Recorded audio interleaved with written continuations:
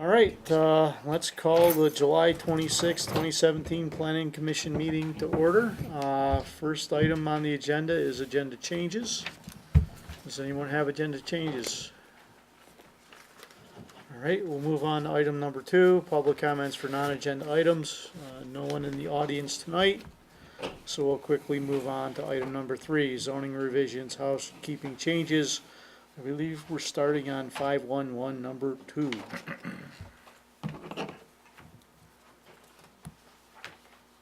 Right, and I think I was just making my way through the document with a little bit of help from Microsoft Word on the track changes so as to catch some of the little ones that didn't make it into the summary, which I claimed were not significant, but Maggie wanted me to make sure, so. Okay, so 512, if you're looking at the summary, which I should be as well.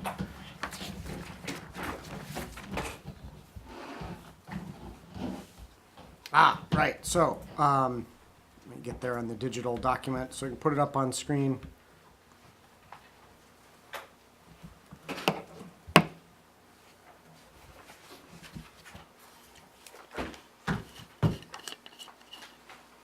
Okay, so the way our home occupation section is written, we have a lot of opportunities for people, and we have different flavors of home occupation. We have the very innocuous, in your house, nobody sees it, not in an accessory building, uses a small portion of the house, so on and so forth. Those can be just permitted by the zoning administrator. It's administrative approval, doesn't go through any public hearing. That's the one that we're looking at now.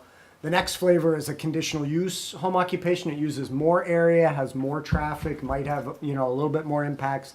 That goes in front of the DRB.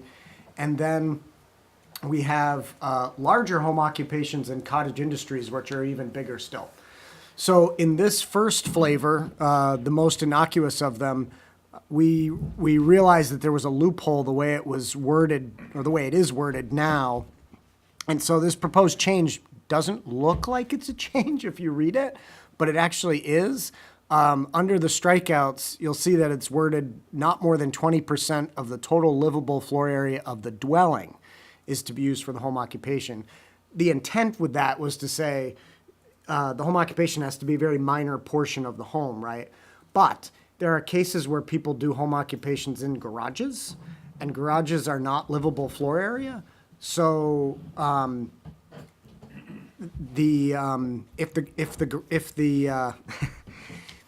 if the home occupation is not in the dwelling, it could be enormous, the way this is worded now. So we've just changed it so that it more clearly states that the home occupation can't exceed that 20% of the livable floor area.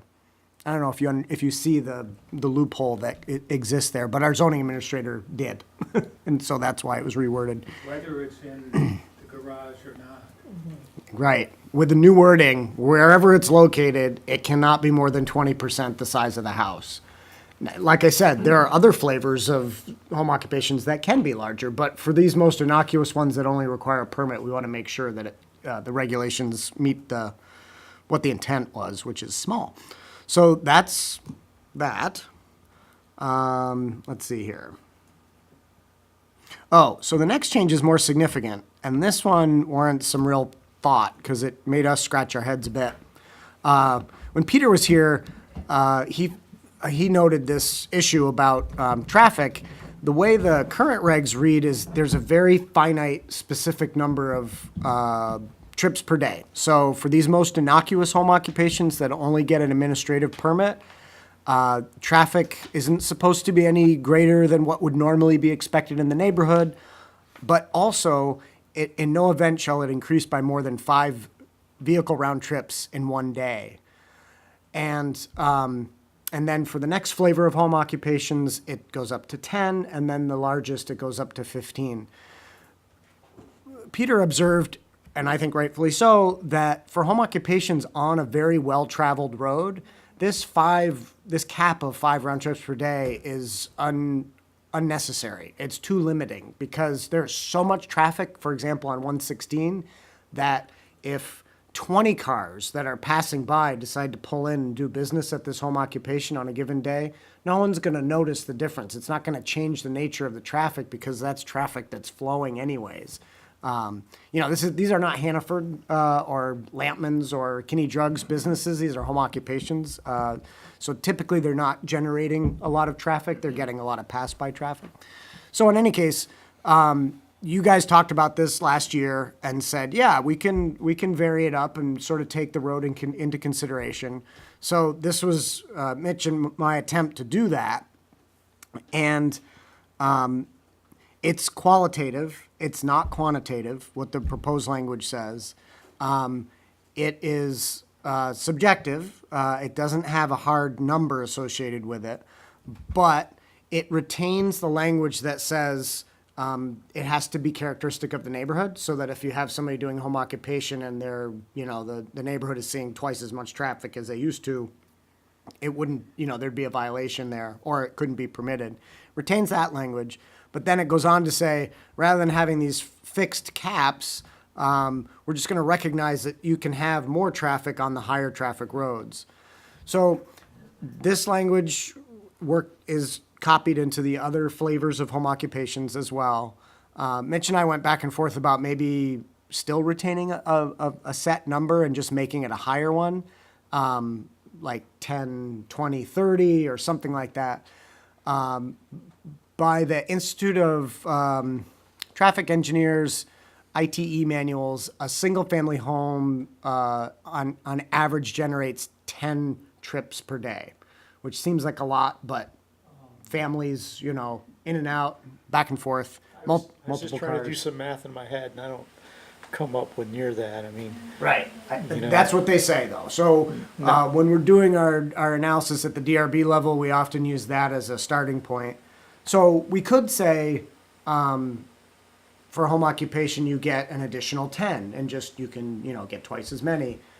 The problem is those numbers, A, are not always right for a particular home, but B, they're not tied to home occupations. They're tied to a single family residence. So Mitch and I both would like there to be a number because it's quantitative and it's not subjective and it's clear, but I don't know what the number should be. I really don't think that this 5, 10, 15 business is based on any reality. So I'm not sure that the existing numbers are right, but I don't know what to set the numbers at. So when I don't know what to do, I lean back on qualitative sort of judgment calls, which can pose issues as well. Yeah, I think the qualitative approach to this is pretty tough. I mean, it's really subjective. I would like numbers. I was kind of toying with the idea of, well, if we place numbers on like private road versus class 3, class 2, class 1 roads, and I can see the lower ones, like, especially like the private roads being like a percent of expected round trips, without the home occupation. And then as you go up, like a class 2 or class 1 road, that doesn't make any sense anymore, right? Because, 1% of the daily traffic on 116 is a really big number, and you wouldn't expect that out of a home occupation. So I think that somewhere in there you need to switch over to a reasonable but fixed number. I like the percentage of the actual traffic volume. Right. Unfortunately, that's not data that we have for most of our roads. Well, so the way I was looking at this, and I wasn't using the 10 number because I don't believe the 10 number. I was just trying to think about my road and who goes up and down my road during the day. All right, so there's 8 houses on my road, all right, and generally there are 2 adults per household, all right, and generally both adults own a car, all right. So if they go to work in the morning, right, that's 1 round trip, and if for each of them, so that's 2 per household, and if they go out at night, okay, that's and they go their separate ways, okay, that's another one, so that's 4 per household, and even if there's a kid involved, so maybe that's 6 per household. So I think that the 10 number that I quoted, just because I was trying to confuse you, is total trips, not round trips. So ITE says 10 trips per day per house. So 5 round trips Okay, per day. all right, so Alright, that makes that's much more realistic. Yeah, so you got Right. 2 parents, you know, So- 2 adults going back and forth. Maybe you're bringing a kid somewhere, that sort of thing. Right, so, you know, if I had, so on my road, just kind of, throw the working example out there, so if I had 8 houses on my road and it was 5 round trips a day, you know, per house, that'd be 40 round trips a day generated by the road, right? If I said, you know, 10% is a nice statistics number from engineering. If it's 10% is significant, if it's less than 10%, well, maybe we'll chuck that factor underneath the table. So if it's 10%, that, you know, generates 4 round trips, so the business generates 4 round trips on that road. Right, probably under the noticeability factor for that particular road.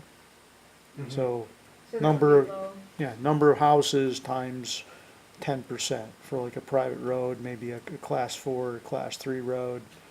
With a not to exceed number Yeah. included. Yeah, So our current regs allow for these most innocuous home occupations 5, no more than 5, with the caveat that it can't, in no event can it change the character of the neighborhood. So, but it's 5. And then for conditional use home occupations, it's 10, and for larger home occupations, it's 15.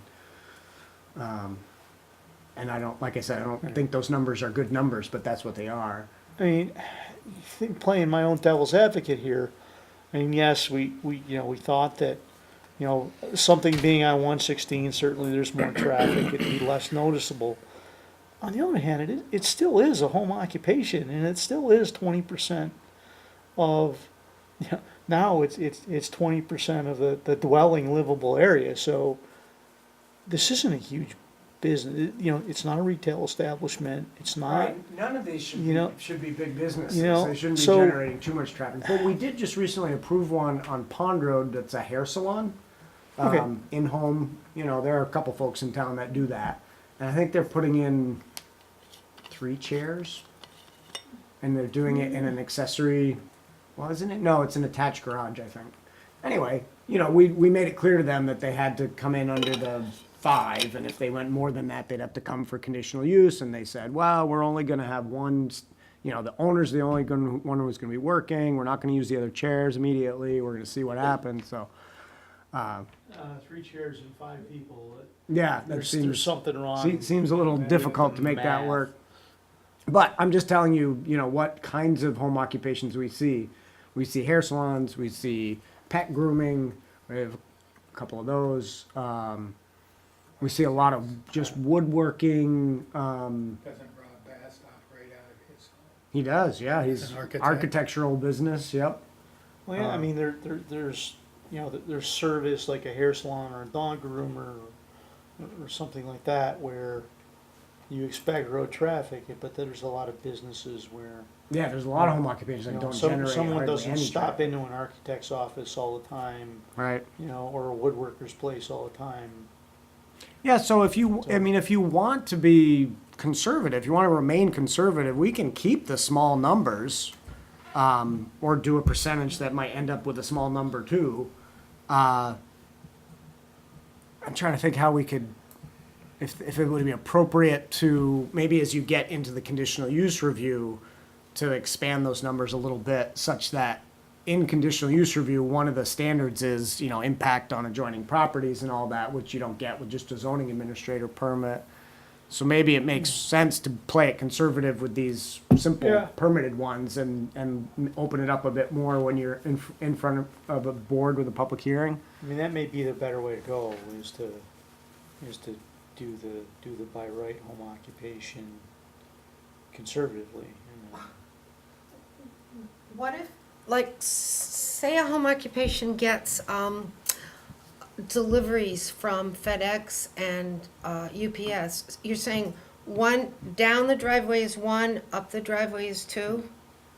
Round trips are a vehicle in, a vehicle out. And So that's one trip? That's one round trip. Okay. Yep. So, say if they got a FedEx and a UPS a day, which That's- is very possible, that's 2 That's trips. 2 round trips. Yep. Yeah, okay. There's someone who lives on a private road that we have to maintain I would support the lower numbers for private roads. Mm-hmm. I can't think of anybody in our neighborhood who exceeds that right now, but, or even has a business, but. Yeah, again, I think that Peter brought this up originally because of some experiences with folks on Route 116 in particular, and just it seemed silly to restrict them to 5 when there were 10,000 cars per day passing that point. But I understand what you're saying, and maybe keeping it conservative is the right way to go, especially for the administrative approval. What I don't understand about all of these limits, whether they're a percentage or an actual number, is maybe you have something in mind. How do we monitor them and how do we enforce?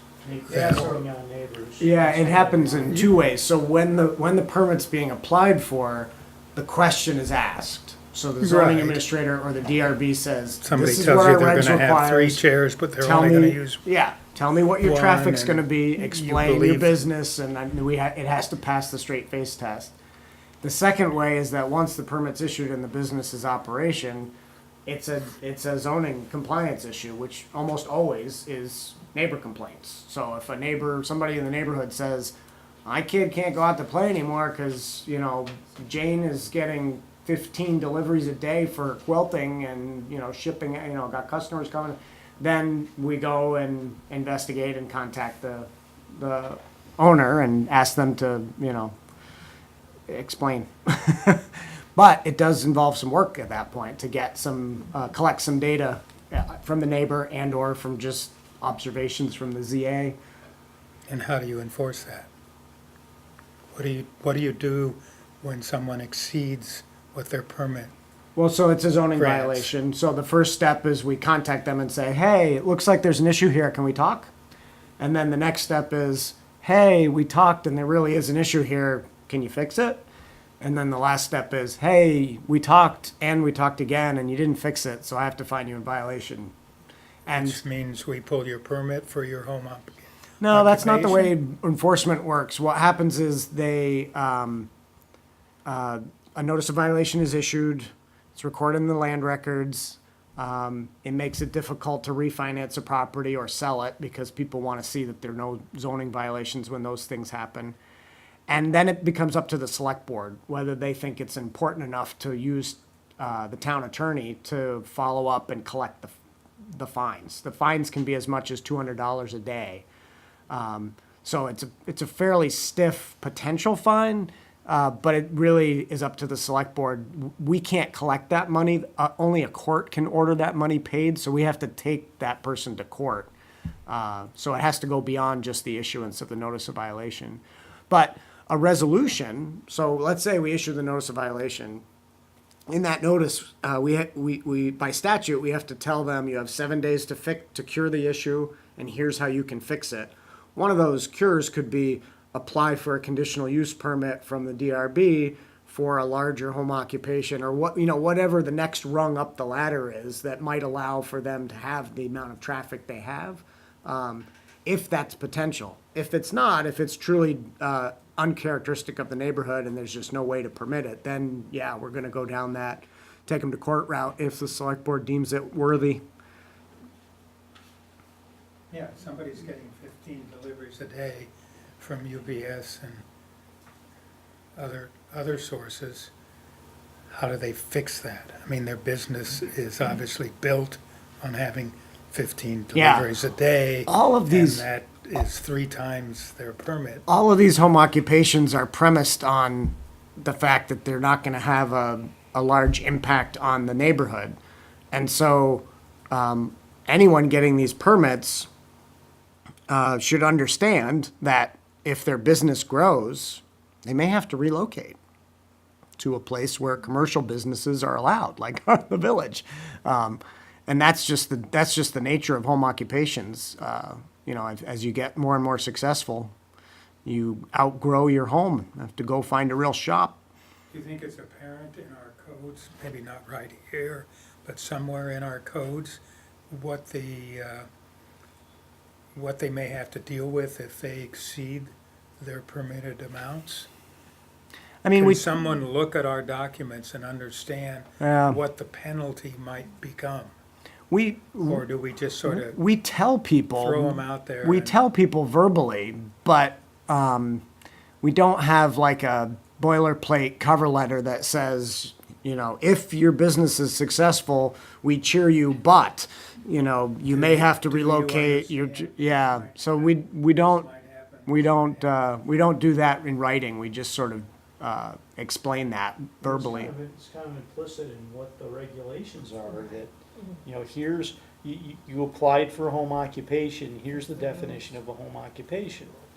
Yeah, I think it is, but I also think that John's got a point that, you know, a lot of folks that come into our office just have a good idea and don't have a lot of grand designs to be out of compliance. They just want to try something out. And then when something really takes off, you know, if they don't have a document that reminds them that they were, you know, that they have some significant limitations, they may they may forget. But so, yeah, And they I may don't know be that unha- addresses they this may be traffic question unhappy so about much, but our regulations, which yeah. we can say, well, that's too bad. That's what the regulations are. Yeah. Well, and I think our regulations, as I said, are pretty permissive. They're certainly more permissive than state statute requires. State statute requires us to allow for home occupations, but nothing to the degree that Hinesburg has for a long time. So yeah, there have to be some limits, but we would like it to be rational.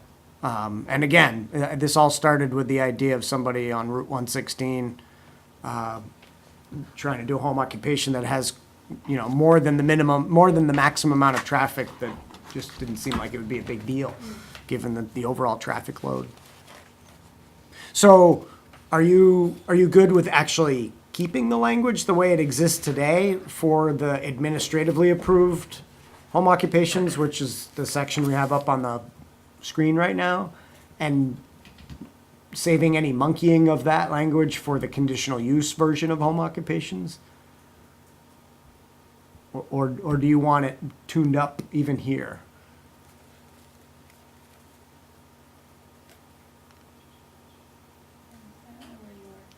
So I'm on 5.1.1, number 5. Well, I think we definitely need to make that fix about 116, so, But we could, like I said, we could do that through Through the condition. conditional use review, so that at the zoning administrator level, there's no discretion being given. It's just 5 round trips per day.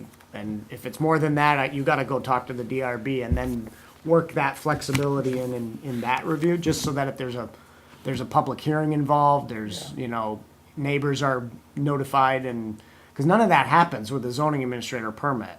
Neighbors aren't notified. They see a cardboard, you know, poster up at the end of the road and may or may not look at it. Once it hits the DRB, they get a letter in the mail saying, your neighbors wants to do this and you're welcome to come participate in the process.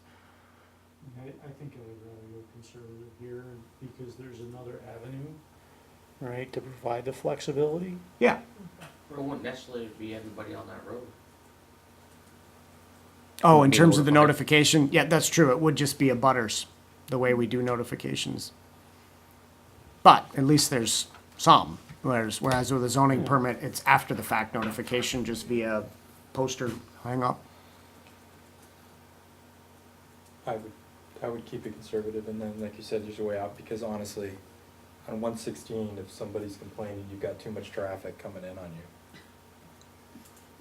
you. And, you know, So if we, so I can, that's easy for me to do. So 5.1.1, number 5, which is up on screen right now, I can revert back to what's under the strikeouts. No traffic generated in volumes that would be greater than normally expected.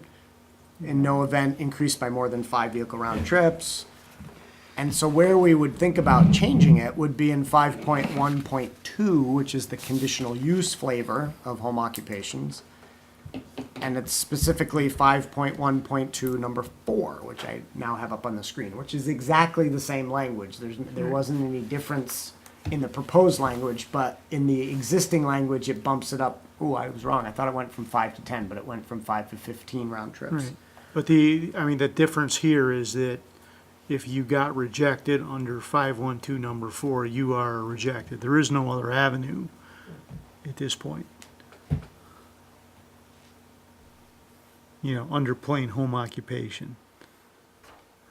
Right, you're in conditional use review. The next section on larger home occupations is more about the size of the structure that you're Yeah. using as opposed to the traffic. So you stayed with the existing language for the first flavor of home occupations. What would you like to? Well, how would you like to handle it with regard to this conditional use home occupation? Again, you've brought up good points. These are small. They shouldn't be generating a lot of traffic. 15 vehicle round trips in one day is fairly significant. Maybe this is okay the way it is. It's up to you. 15 round, it seems to me that, if I had 15 round trips on, let's say, a long, heavily populated private road or a class 3 road, right, it'd be one thing. But if I had 3 dwellings on that road, it's still 15, right, it's a much bigger percentage. 15 is a 15 is a doubling of traffic on a 3-home private road. It's 25% at 6 and 12.5% at 12, etc. So I don't know about the fixed numbers. I would kind of go back to the idea of like classifying it by road type and putting I like the percentage. I also like your idea of like a not to exceed, right? So you don't get 10,000 times 10%. Yeah, some of the trouble comes when you have properties that are not clearly on. Everybody's got their access off one road or another, but some people might be just, one house down off of a main road, and they're on a private road, but the traffic generated is kind of more consistent with, the public road Right. that they're off of. But you're still putting the burden on that private road holder. You are, but I think that the intent with the home occupation provisions is to preserve the neighborhood, not the road. So it's the impact on the neighborhood that I think this is trying to get to. That's all I'm saying. And sometimes neighborhoods are not single roads. They involve multiple roads, intersections, proximity, that sort of thing. The road kind of determines the neighborhood. Yeah, but don't private roads, is there a road association normally? It's Depends a on the homeowners road. association. Sometimes newer ones, yes. Older ones, no. Yeah. We have I mean, like on your road, you had the one house down at the end. Yeah. That's kind of. Right, if there was, That's kind of It's like what pretty Alex close was to referring 160. So let's take my road as an example. I'll be the guinea pig. So there's 7 houses in the association. The house at the end of the road is not part of the association, right? It was there before. So the way that is set up, the 7 homes that are part of the association own that road, all right? And the 8th house has, has use of it. How did that house have access before the association occurred? It was just a driveway. It was actually a Driveway different to road that cut. house. It was a different road cut to that house. When they put that development in, they took away that road cut because they don't want they don't want hordes of road cuts on 116, they forced everybody onto that road. But the house was pre-existing. was before pre-existing. Before House the was rest of there. the development Right. happened, yeah. That house was forced to Yeah, have its access off this new road, Right. which was owned by a bunch of other people, but not the people who own that house.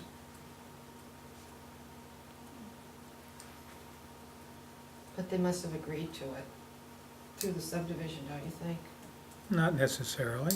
But that, They this, were I don't think they outnumbered. could have been It's but this doesn't forced. matter. Yeah, That it's not- Right. it's fun to talk about, but Yeah. it Okay. doesn't matter with regard to Right. the But I traffic think that's a good impact. example No. of what you were talking Yeah, about. exactly. That house is close enough to 116 that to limit it to just your road's Right. percentage or number or whatever is sort of not recognizing the fact that the traffic that might come into a home occupation there is really just coming in off 116. So, so doesn't the characteristic yes, of which the beats up the end of the neighborhood road, solve which that we problem? fixed. Because Yeah. if the traffic were going to the house on the end of your road, that would change the character of the entire neighborhood. If it were just going to the first house. Right. Well, that's why the language I proposed is very qualitative. There are no fixed numbers. It just says you have to be compatible with the neighborhood, and we recognize that you can have more on high traffic roads and less on lower traffic roads. But it's subjective, so it makes it a little more difficult for So for I mean, enforcement and all that. could we give, I don't know, a range for moderate and low, high, moderate, low? I think that when we talked about this last year, that I think it was you, Joe, that was interested in that. You know, some sort of a recognition of the different traffic volumes on roads with ranges. I don't know how to make those. I just don't know what those numbers should be. I'm reluctant to put down numbers when I have nothing to base them on. But if we're going to if the current regs have 5 and 15, and we're going to keep 5 for the administrative permits, maybe you're right. Maybe we just throw some numbers in here and just have them be similar to what we have now and call it a day. I won't be able to explain it to somebody who says, but I'm 1 round trip per day over that number. What's that number based on? I don't know. But Well, I mean, the other thing we could do here, it's putting some load on the DRB is when we pick a number, and I suppose it's already kind of worded like this, is you can, conditional use approval, something like conditional use approval can be for no more than, right, X, but it can certainly be for less than X, right? The DRB can look at the situation, decide what the maximum number is. If we give them a max, they can pick a number less than that if it suits the neighborhood. right, based on the sort of primary statement that traffic volume shall not be in excess of volumes characteristic of the neighborhood. I mean, that's the prime sort of statement. But maybe set lower at the discretion of. Sorry, I'll let you finish. Can't we just use the logic we're using in this room? 5 round trips per house? When it comes in front of the DRB for conditional use, they look at a map of the neighborhood, they say, there's 10 houses, that's 50 round trips, how many are you generating? Does that impact the neighborhood or not? You know, you could put a percentage on it, you could, you know what I mean? But you could use, so rather than saying just come up with a random number, actually look at the neighborhood and do some math and, I mean, yeah, it takes some work, but it's Well, it's certainly a lot. you know. It's a lot easier to do that than it is to know what the actual volumes are. Yeah. We just don't know what they are. So just to count up houses and use the ITE, generation per house, and say this is the So this is the what overall yours volume, is, and you get 10%, not to exceed Yeah. 15 or 10 or whatever. You've got some math, it's fair, it's not it's not ambiguous. Yeah, it's not ambiguous. Yeah. And then fortunately, the DRB, there'd be arguments about, well, what is a neighborhood? Is it the road? Is it? You're trying to think through all the consequences here, so let's say, let's say the road has 3 houses, all right? The smaller home occupation, all right, would give them 5 round trips. And we've kind of been through that. Hmm? Okay, now if we just, so if we multiply, 3 houses by 5 round trips a day, we get 15, right? We take some percentage of that, It's less than 5. It ends up at less than Right. 5, so there is no, But you can So- go 5 plus that percent, right? I didn't Because get if that you're going from to, what you were if you're saying. going, but if you're going to conditional use, you're saying, I'm exceeded my basic zoning permit, so now I'm going to conditional use. So I've exceeded the 5. So then it's a conversation of, how many do we Yeah, have? What you- is it over 5? You can Added. either define what more you get over 5, or you can do what you've done with the accessory apartments, which is to set a floor. So you say you get at least 5, and you could get as much as 10%. Right. Yeah. And so you never have to go below 5, Yeah, but you right. can go over it if there are more houses on the road. So Yeah. there's your neighborhood has how many houses, There's Barbara? at least 13. Yeah.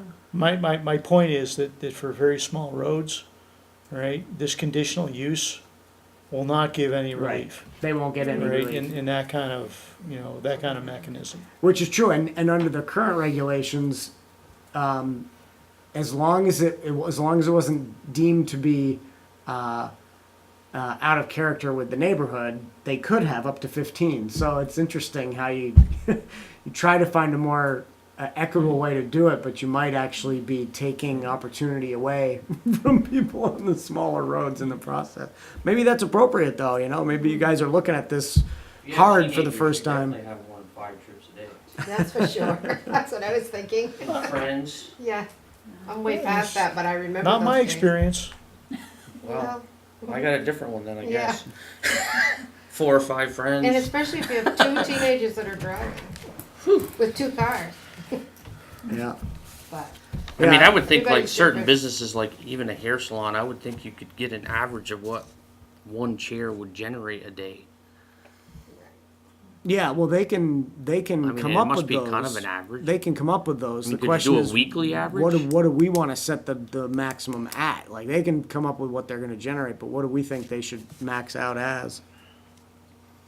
None of us are traffic engineers, and I don't think there are very, well, I shouldn't say this. I haven't done the research, but my gut tells me that a lot of the traffic research just doesn't fall down to this most rural level of traffic. We're just talking such small numbers that And it's off-peak hours normally too, I would think. right. it It's depends during the on day when everybody else has gone to work. it depends on what the home occupation is. Right. Some of them would be, and others maybe not. Anyway. Neighborhood, we're all retired. Have had home occupations, and they get patients all during the day. I mean, we definitely don't Many want to deter patients, home if- occupation, that's They're for sure. successful doctors. Yep. They're not gonna handle a limit of 5, or even a limit of 15. Right, although those seem to have gone away. It seems like Not nowadays that they most- can't come back. They could, but they might have trouble with the traffic. I mean, some of the zoning regulations that we've changed, that's what one of the reasons, right, was to promote home occupation? A little bit. Ever And since having I've been wedding here, parties and- yeah, I mean, those are less home occupations than they are integrated ag uses and such. I mean, since I've been here, Hinesburg has had very permissive home occupation standards, and we've only made them more so over time. So I think Hinesburg's always been very much in favor of home occupations. It's just the devil's in the details. So I will cop to the fact that Mitch and I talked about this at length. Peter and I talked about it before he left some time ago. I haven't done a survey of other communities to find out what numbers they're using or what their language is. I could do that and see if somebody else has cracked this nut. Yeah. The villages that are similar to Hines. Yeah, Richmond, Jericho, Underhill. Colchester. Right, right. So if you want to punt and wait a bit, I can do a little more research on, or one of you can do some of that research, but I'm happy to do it. I mean, that wouldn't be bad. I'm just kind of, I'm thinking in my mind about some words that said, I understand what you're saying about different class roads, but beyond that, I would say, maybe, not to exceed, like, I'm throwing numbers, but, 10 for private roads in class 3, 4 roads, 15 for class 2 roads and 30 for class one, you know. Or state highway. State highway. Yeah, we don't actually have any class Right. one with State, this right, 116. right, but maybe less at the discretion of the Development Review Board. I mean, that scales it, it puts a fixed number on it, right, as a max, and then, you know, gives it to the DRB to decide whether that max or something less than that is in character with the neighborhood. Well, and actually, Alex, is it really an issue that the zoning administrator has had many problems with? No, that's a what I very good wanted point, to Marie. say. This is a little bit of an intellectual exercise. Mm-hmm. So it did get on this housekeeping list because Peter had, you know, talked to some folks who this was problematic for, but you know, less than a handful. So, you know, you don't need to beat yourself up too much. This is not a super difficult issue. It's just one of those things that once you get into it, you kind of want to get it right, and it's hard to get it right when the numbers are not being fed to us from, you know, the International Transportation Engineers Association. They're not really there to help us on this. So, do you want to punt with some of the conversation being remembered, thanks to Don? And take this up I again? think it would be worth seeing if you could find some Okay. quote solutions or at least approaches that other similar towns have attempted. Maybe they have all punted also. Right. Okay.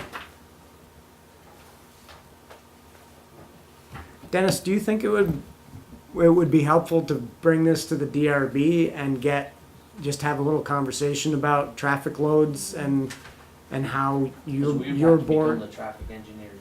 right? Unless you, I mean, if you didn't have a neighbor complaining, more than likely you would, You'd approve it, yeah, and it'd be fine. but then I if a just- neighbor complained, then what do you do? I just wonder if your board might have some thoughts about, we want it to be absolutely quantitative, it can't be wishy-washy, or, no, we actually do like it to be a little bit squishy so that we can take every unique circumstance on its own. But do you think they'd have something to say? I think so. Because we can do that too, That would be great. with the chairman's, Yeah. you know, Yeah. blessing. We need something to do right now. That's true. Well, and I'll be at your next meeting, so we could put it on as other business next week. Mhm. Okay, good enough. I will get back to you on that one.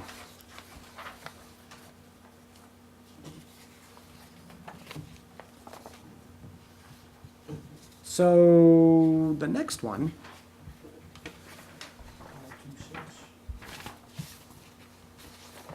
I think that 526 is also traffic allowance, same issue. So I think it's 5.2.2, number 2. This is a very simple one. So this is just deleting language. That's not necessary. So right now, the existing language says that a cottage industry must be the principal structure on the lot, or if it's not the principal structure on the lot, it must be on a parcel of land that has received all necessary permits so that it should be the principal structure on the resulting lot. And I think this was written, yeah, it's a little hard to understand. I think this was written before the time where subdivisions were permanent. Actually, I'm not sure exactly why this was written. Anyways, Peter's point when he brought this up is he said, if you've received all the necessary permits so that it could be a standalone structure on its own lot, then it's already there. The subdivision permit is what's needed, and once the subdivision permit is issued and the Mylar's filed, it is its own lot. So this just seems like unnecessary language.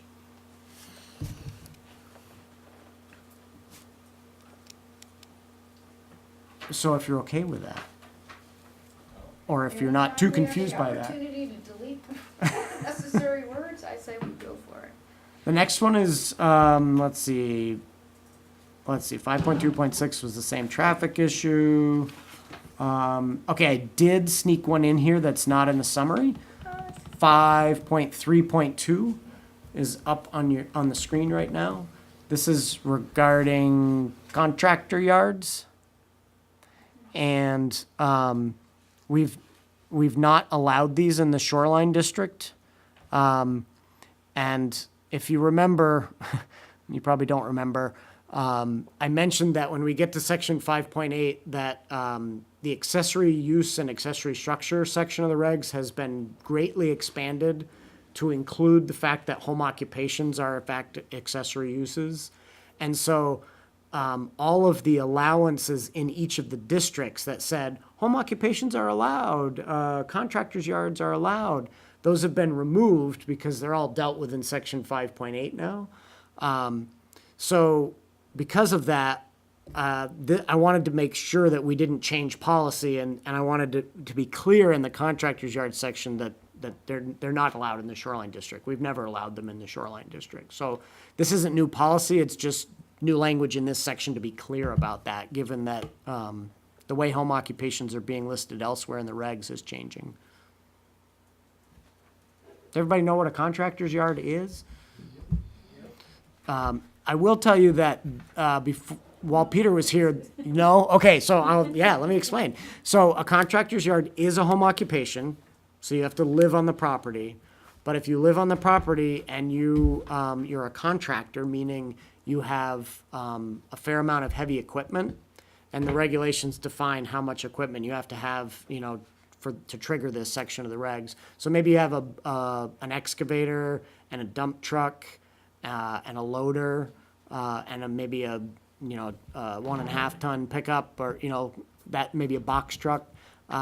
You would count as a contractor's yard, and you'd have to have a permit, and you'd have to meet a bunch of criteria in terms of having an adequately sized lot and having screening and all that kind of. So a contractor's yard is that, basically somebody who for their job takes vehicles out to sites and does construction and excavation, that sort of thing, but the home of their business is on their property. Anyways, Peter has said for some time, and the town plan actually says it too, that we need to do a little more work in the contractor's yard section, because it's very difficult for anybody to actually create a new one because of the setbacks that are required in this section. I didn't tackle that in the housekeeping changes, so that needs to happen. At least I would like that to happen at another whack at the zoning. But just know that is something that, at least, not just Peter, it's in the town plan too. We are supposed to fix at some point. The idea was at the time that we would bring in all the existing contractors' yard owners and have a conversation, have some forums, and see, what kind of accommodation we could come to while still keeping neighborhoods intact, and not having people breathing diesel from their neighbor. Peter and I sat around one day and basically we deduced, maybe we were wrong, that there really wasn't anywhere that you could have one presently now with the way the rules are. I think there are a few places, but they're but they're few and far between. and they're not realistic places. Right, And it has correct. to do with the screening requirements. Yeah, and the distance. Separation distance. The separation distance. So I think that it's kind of you're right, it's a bigger issue than. Yeah, I don't think it's a quick and easy housekeeping change. I Correct. think it's a discussion with those folks. Right. And with the public at large to see what kind of compromise we could come to. Yeah. Do those yards allow people to maintain their equipment? Yeah, Yep. yeah, Also- they do. Yep. Yep. So that was the minor change to contractors' yards, and we need a major change, but it's not included in this round. The next one, make sure I didn't hide anything on you here. The next one is your sign illumination. And this was a fairly significant conversation you had. And so there's a fairly significant amount of language in here. The basic premise was, or the basic discussion you had was, what should we do about electronic message signs? And then the conversation spun away from that to say, well, wait a minute, what should we really even allow internally illuminated signs at all? So there was a lot of discussion about the gas station price signs, which have all gone LED. So they're like an electronic message board, even though they don't flash, and having moving pictures and that sort of thing. And then you also talked about the few internally illuminated signs that we have today, like the Kinney Drug sign. They have one on the building and a freestanding one. The Mobile and the Jiffy Mart have several internally illuminated signs. I think Hart and Mead has one. Yes, UVM Medical has one. It's a much more understated sort of one, but it is definitely an internally illuminated. And so your decision, or the instructions you gave me was, we just want to prohibit them. The current regs allow for them, but you said, let's just stop. The ones that are here can stay, they'll be non-conforming, and the rest, we don't want any new ones. So that's what this does, except I wrote in an exception for the gas station price signs and the somewhat ubiquitous open window sign, the open sign that goes in a lot of businesses' windows that is either neon or LED, and they turn it on when they open for the day and they turn it off at the end of the day. So if you don't want those either, I can take them out. I just thought that they're so ubiquitous, it'd be nice to just, and I don't think they're marring the fabric of Hinesburg. I think that they're, neither do I think that the gas station price signs are, substantially objectionable. So I left some exceptions in for those two. But otherwise, the way this is written, any other new internally illuminated signs would not be allowed. So like an exit sign, sometimes you have them that are, say, exit? Is that, where does that fit? Yeah, that's a good question. We do have in the sign regs, I could see that at the health center maybe, for an example, yeah. but I don't know if there is one there. I think the way this is worded now, those would also be prohibited. You'd need to, you wouldn't be able to have a little box with a light inside to shine those. But they could do it externally illuminated, They could. same. What does this do to the bank drive-throughs? So it would make them non-complying. Just The what? Non-conforming. What was it? I didn't understand The your bank question. drive-throughs have the drive-throughs have, like, the LED green, they're more open, like stop. closed. Yeah, they'll have open, closed, or green, Gotcha, or red, okay. or X, or whatever. Right. Yep. So I don't know if Community Bank, formerly Merchants, has those, I but the don't National think Bank so. of Middlebury certainly The Middlebury does. one, You see yeah. them from Mechanicsville Road when you're driving up from Merchants 116. just has signs that are not illuminated Right. at all, that say enter and exit. Yeah. They Yeah, don't- so- They don't control going to the window or to the little secondary way of depositing. They don't have signs on that part of the drive at all. I mean, commercial buildings don't have to have an exit sign? I would think they would have to. No? Exit signs inside. You mean an exit sign for cars driving around or for people trying to exit the building? Because the interior sign, those kind of signs, this wouldn't touch those. Right. We're talking about signs on the exterior. Yeah, you wouldn't need an internally illuminated sign that says exit in the driveway, would you? You wouldn't. I mean, my impression seeing those is that usually they are your headlights wash those signs, right? They're set such They're that in the- headlights pick them up, they're and in if you the put drive. if you make them out of reflective material, Right. you're gonna see them. They're gonna jump right out at you. I don't know that they need to be illuminated. I like So the no sign may have any flashing, intermittent, or moving lights, moving parts, or fluorescent paint. Isn't fluorescent paint reflective? That's a good question. I didn't change that, Joe. That's been in our regs forever. I just caught that in what you're saying is, Yeah. So forget that because we're talking about illumination. I know, but He's trying to expand the conversation, Maggie. Rein him in. He's the chairman. Rein him in. I'll go home now. I think you're thinking of, when you read no sign, they must have been thinking of, like, the main store sign being fluorescent paint that shines in your wash of your headlights versus, No The safety sign ones may don't have- drive off the edge. No sign. What's the one at CVU, does that kind of flashes or moves, doesn't it?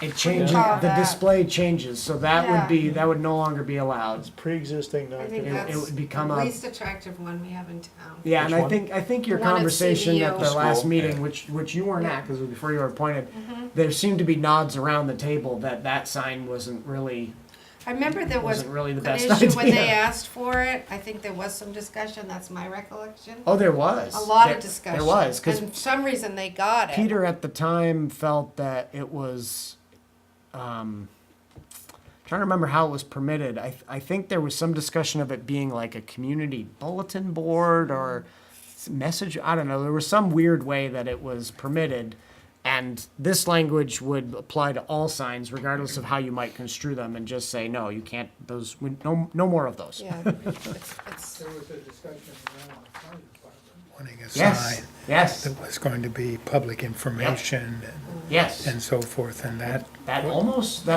happened, but eventually it just fizzled. So yeah, this would prohibit that. So should we scratch, the paint? The fluorescent paint, probably, yeah. I think the intent was to not allow signs with big neon colors on them, you know, fluorescent colors on them. But the idea of having reflective paint, I think, That's is, okay. you know, Yeah. that makes sense. That's You want different that, than especially on fluorescent. direction just signs. when your light shines on it, like from a Right. car. So no signs with the exception of directional signs may have fluorescent paint. we Or don't we could even, script we all don't that. need It's fluorescent not paint. Yeah, we could just For put anything. we could just put in parentheses reflective paint is permissible, you know, for night, for better visibility at night. This is trying to say they don't want to see fluorescent paint. Period. Like Yipe Stripes comes to town and they have, you know, pink, green, and yellow fluorescent stripes across their sign, and it's gaudy, and that's what I think that's what this is getting at, not reflective. I know, I understand. Is there a size limit on gas station signs? Yes, it's larger than everybody else gets, but there is, if I scroll up here, let's see here.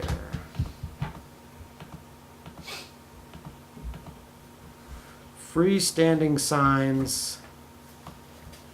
So freestanding signs are the traditional sign, there's a pole and a sign on top of it, as opposed to wall-mounted signs, which would be mounted on the building. So for a freestanding sign, 16 square feet is the max for everybody, except for gas stations. They can have 24 square feet if the sign advertises both their company and their price. So it's understanding that gas stations, I think they're required by law to show what their prices are. So they don't have discretion on that. So we give them a little more space to do both. So to be cheeky, in the other section, when you said that gas price signs couldn't change intermittently, it means they have to fix their price forever? That's intermittent. Alex, this isn't in your red housekeeping stuff, but just above illuminations is a comment about flags. And it says that a normal size flag would be allowed. What is a normal size? The second line Right. of flags. It says that a normal size flag shall not be considered a sign. Right. But then it goes on to say, if the flag is of unusual size, this shall be presumed to be for the purpose of attracting attention to the business, and the flag shall be considered a sign. The Development Review Board shall determine whether a flag is of an unusual size in the event of a dispute. Okay, So it's it's definitely the punt right there. it's definitely a subjective thing. Yeah. But I can see that not being so subjective. I can think of some car dealerships that have flags that are like 50 by They're 100. big as this table or something. Yeah. But I understand what you're saying, John. It'd be nice to have just a dimension and say anything under this dimension's fine, and anything over that, you're. Then maybe the DRB gets into it. I don't know, maybe, you know, if you exceed this number, you have to have a discussion about it. I If don't know. you would I like mean, to take it on driving- yourself to find out what that right dimension is, we could make it a little change There here. must be a Well- standard size for flags, don't you think? Well, I could I'm go on a sure that, flagpole. yeah, I'm sure that if you called the wood stove and flag store Williston? in Williston, Yeah. they could say, Here. these are the size Look it up. flags we sell, Yep. you know? There you go. Yeah, Good. Google When I drive across Michigan and Wisconsin, I see flags that are as big as this room. Right, Yeah, well, there You know. was one in Essex Junction at a car dealership that's not there anymore, Right. Capital Yeah, Mercury or something right. like that, and that was Cross I Street. think that Huge. went to court, and I think the state was trying to take them to court because that flag was so big, the state Most said it resident- violated the billboard law. Most residential flags are 3x5 or 4x6. 3 feet by 5 feet. Well, that's a residential That's what I flag. think. Right, we're Then talking it, Like, then it, then what it about says, the length of the flag should be at least 1/4 the height of the pole. For example, a 40-foot pole requires a 6-foot by 10-foot or larger flag. So, since this isn't something that I have given any thought to, you know, if a subcommittee Sorry, of I the brought planning it up. commission Yeah, wants to let's- come up with let's- something. Sorry I just brought it focus up, on let's the- say normal and Yeah, let's- you can decide what normal is. They can come and talk to Maggie about normal. Or we could They'll- just focus on these changes and then come back in 20 Is it a years. Garrison flag? Come back in 20 years. There you go. Well, you could come back at your next meeting with a proposal, that's all. But ultimately, it won't be Maggie, it'll be the zoning administrator who will use their judgment to say, this is abnormal, this is normal. And then if the person is disputing it, they say, well, let's go talk to the DRB. I'm responding Pole to, height, size of flag. There you go. See, there. yeah, I'm just responding to subjective Right. words. Yes, no, that's good. You know, I mean, we're trying to make it less I'm subjective. sure if we did a complete soup to nuts revision of our regs, which we were hoping to do, but we didn't get the grant money to do, we could do a lot of that. There, right. So, I don't know that I got this the way you want it. You need to tell me, is this illumination prohibition, internal illumination with some exceptions? Did it get after what you want? Do you want the exceptions taken out? You happy? Yeah, I think it's We're fine. happy. Okay. Fluorescent paint is gone. well, Well, I was you're saying gonna the difference between fluorescent and reflective. reflective. I was So- gonna and put in a that's not parenthetical necessary. statement Yeah. to say that reflective paint is permissible. It's just fluorescent paint that's not. Sounds good. Okay, so the next batch, I think, is on that same page. Lighting placement and Yeah. intensity. Yeah. So, I think did we already talk about we already talked at one of your first meetings on this about the new section of the regs that I wrote for outdoor lighting standards. The outdoor lighting standards don't refer to signs at all. It says, see the sign section for that. So I wanted to add a section in the sign piece of the regs that, that clarified, and again, it's a little qualitative, how much light you can throw on a sign, so that we don't have signs that are just, distracting to drivers and a safety hazard or just objectionable. So that's what this is attempting to do. So dimming control so the sign can be or shall be?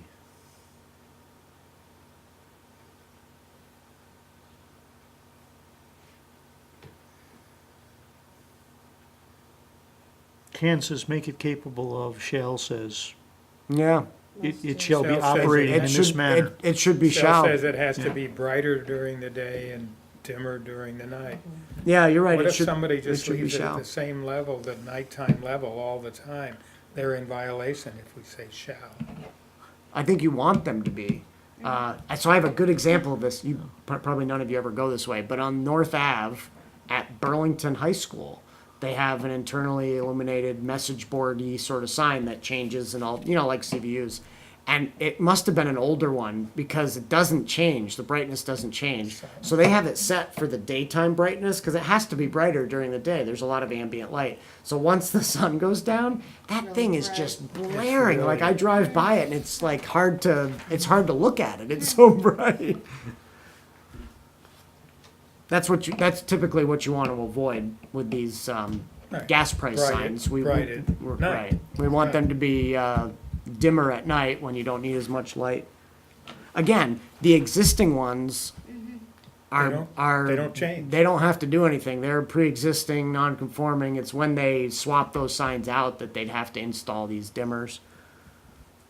Which, according to all the lighting literature that I read, is standard now. That's the industry norm, is to have these electronic message boards have a dimming function, so it shouldn't be a big deal. Although I know that when we approved the Jiffy Mart project, I don't remember if you were on the board then, they said they couldn't do it. So I don't think theirs do. But that was several years ago, so. Well, didn't we have the UVM Medical Center, that light's supposed to go off? Their whole parking lot lights. Even that sign is supposed to go off, isn't it, at a certain I think time? so. I think so, yeah. I know that their parking lot lights didn't after they opened for a long time, and then I called them on it and they fixed it. Now they do. Don't know about the sign. Anyway, does this section look decent to you? Yes. Yeah. Okay. So the next one is 5.5.1. I will scroll down and make sure there isn't anything sneaky in between. Yeah, there's some requirements for detailed cuts and There is something sneaky in between. So, light intensity, the fixture. so this is at the tail end of the sign regulations. I've got it up on screen here. It's just before you get to off-street parking standards. This is describing what you need to submit with your application for a permit for a sign. And we've always required that, they have a detailed drawing of the sign and the lettering and so on and so forth. So I just added position and details of any lighting so that we can actually judge how bright it is. Previously, it just said the position of any lighting, which is great. It's good to know where the lighting is, but I think if we're going to say that it can't be excessive, we actually need to know some of the brightness values. So if that's okay, the next substantive change is in 5.5.1. And the first change in that section is just a clarification, as explained in the summary. So right now it says each space shall be provided access to a public street through a drive or aisle not less than 12. We want it to a street. There are some places like Kinney Drugs where the parking lot comes out onto Right. Kaylee's Way, which is a private street, then hits Farmall Drive. We don't need it to be of a certain width all the way out to the public street. It's okay to get it to the private street. So that's just Eliminate an easy change. I think Mitch caught that one. And 5.5.2 is a little more substantive. When we finally had some projects that were trying to put in spaces that met the ADA requirements for disabled access, it's the dimensions we have in our current regs are not accurate. They're not what the ADA recommends. And in fact, the ADA regs provide a couple of options. So rather than just add the correct number, we're just referring to the standard. And Are there any newer guidelines than 2010? no, those are the current ones. Current? Yep, Wow. yep. They haven't been updated since then. It seems redundant and a little limiting to say, that initially we say the most current Americans for Disabilities Act, and then we go on and we say the 2010 ADA are adequate. Why don't Yeah. we just leave it as the most current, Well, and right now, We could do it's that. gonna be 2010, and when that gets changed, this regulation will still apply. We could do that. Updating the regs. Yeah, The reason it was done this way is because you don't want to have to read the Americans with Disabilities Act. The design guidelines aren't in there. You have to go to this Department of Justice publication to get the design guidelines. So I thought it'd be good to reference the actual publication that you have to look at. But that's fine. We we could, have to have the 2010 ADA standards for accessibility. You can say, leave the by the Department of Justice yeah, with the just say first part of the as outlined statement. in publications by the Department of Justice. We have those publications in the Yeah. office, so we'll know what to tell people. So yeah, that's fine. I It can- just makes that regulation something that continues to apply, even though the ADA regulations themselves change. Okay, so I'll eliminate that. Trying to eliminate words. It's always good. Well, usually good. And that was 552, 2010 ADA standards. Okay. Before you go to the next one, I yeah. have a question on 5.4.8, governmental signs. Why is the state exempt from our zoning regs? 5.4.8. Oh, right. Barbara, I don't know the answer to that. It's referring to specific statute. Yeah, couldn't tell you. Okay. Big brother, I They guess. apparently need to have, their own ability to put up interstate exit signs that are huge Sounds and, like the state has a law that overrules, or it says state pursuant to Title 10 VSH. That sounds like the state has written a law that says we'll do They're what in we charge, want. and yeah. well, that may not say we trump local regs. I haven't read it. That title may just say, here are the specifications for state, signs, and it may have some Okay. more specificity there. I don't know. And they probably make only so many signs, they probably Yeah. want to be able to use the same signs in every town. Yeah, like speed Not limits, one town like would have speed this limit town. signs Yeah. and Okay. That would that makes sense. That's very true. There's a lot to be said for uniformity Yeah. in traffic signs, so Yeah. that a driver just automatically recognizes a stop Right. sign because it's Okay. always the same Yeah. size and that sort of thing. But if you're interested, you can read Title 10, Chapter 21. It's Can't wait. It's on the web. Next Okay, time I the can't next sleep. section is, let's see here, ADA requirements, front yard parking allowance in 563. Let me just scroll to that. Oops, I went past it.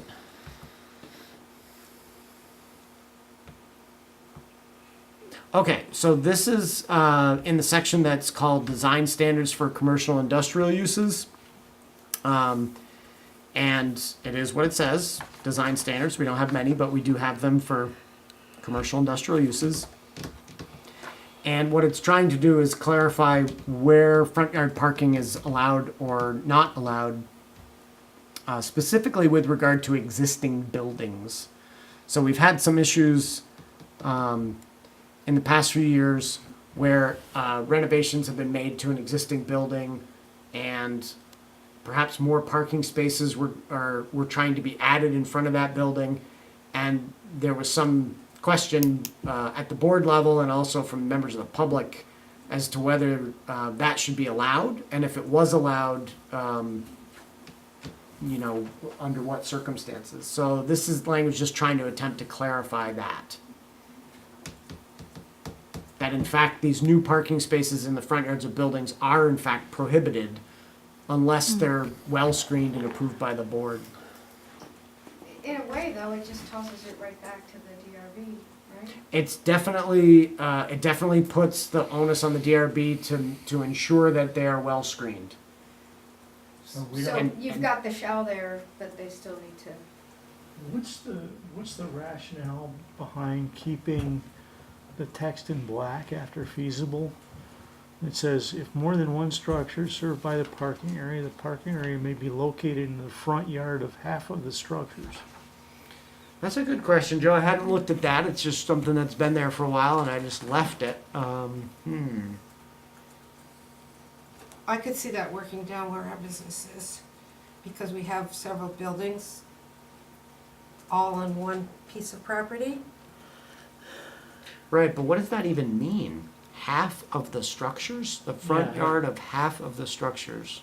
I mean, it would seem that, I mean, if you did want to allow parking, right, in the front yard of a structure, right, if the parking lot was shared, you'd at least, at the very least, I think you'd want it to adhere to the same restrictions that you are putting on new parking spaces in front yards of existing buildings, which says, you know, they have to be well screened and approved. So remember that this red line text was inserted in between Right. existing black text. So if you read above the red line text, it says, where sufficient screening is provided, the Development Review Board, and with approval, up to 20% of the parking spaces may be located in the front yard of the structure. This was presumably a new structure. So then that next sentence, I think, is supposed to go with that, if that helps. So why doesn't, okay, so I'm getting more confused.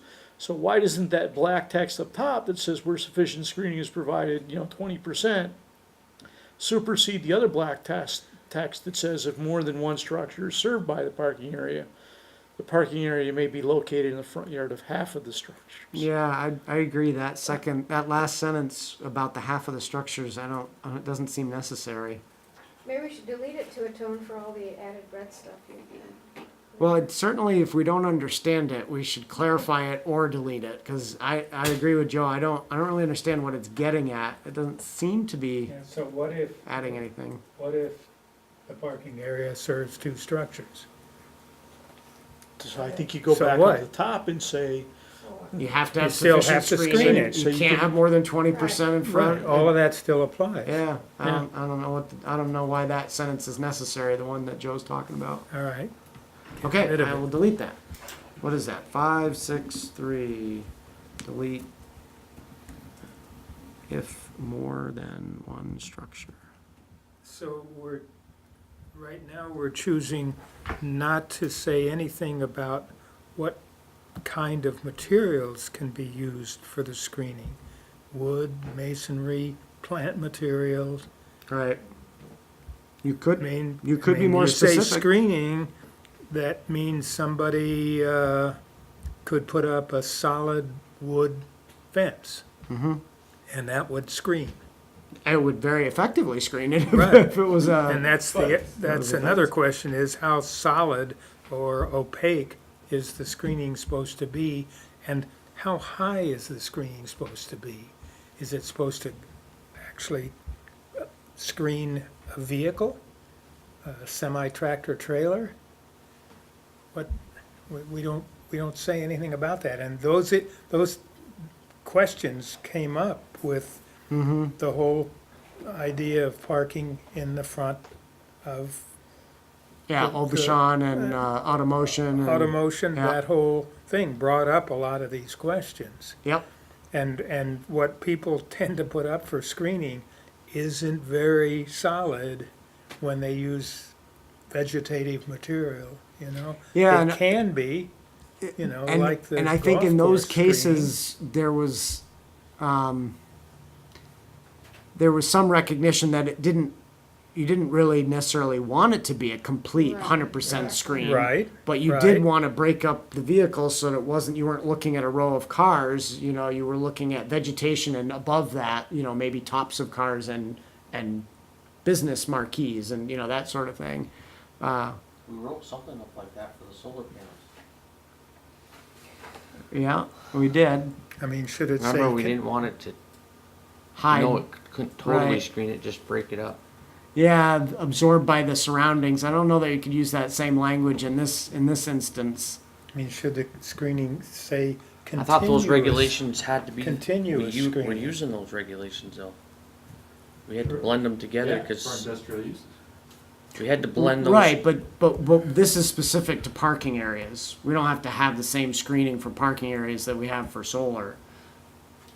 I thought we, We have to I have thought the we same had- screening for the overall sort of commercial use, but this is very specific to parking areas. Kinda goes together though, I mean, A little bit.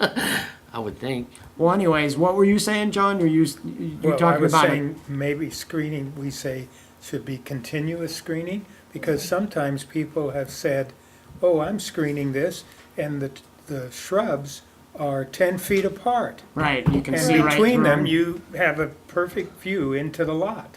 But would you, say if you said continuous and you drive through town and all we have is fences in front of everything, I think that would be very unattractive. Can be vegetation and be continuous, and you can still get a sense If of it what's were behind. vegetation, So but- maybe we say the screening is with vegetation. Well, it says, Do well, we want solid Right, walls that's out what of I'm saying. I don't think we masonry do. or wood Right. or, Right, I don't. Anything. I wouldn't think wanna you want see that. I don't think you do I either, don't but Right. think high screening is compatible with the use. I mean, you think about a commercial use, right? Well, commercial use needs some indication that it's actually there. I mean, it'd be like putting a solid fence between Kinney's and the bakery. Right, right, Or a solid fence between that Kenny's wouldn't and be the very road. attractive. right. In the front of Kenny's is a solid fence. I don't think we want that. No, right. I But agree. right now, we don't say you can't put a solid fence up there and meet this regulation. It has to be something that allows some sense of what's behind. Right. And vegetation does that.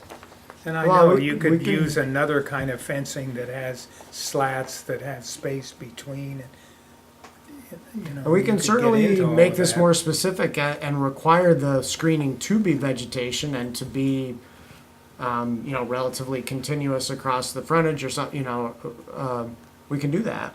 But- I think that you gotta give the property owners some, understanding of how they're gonna work.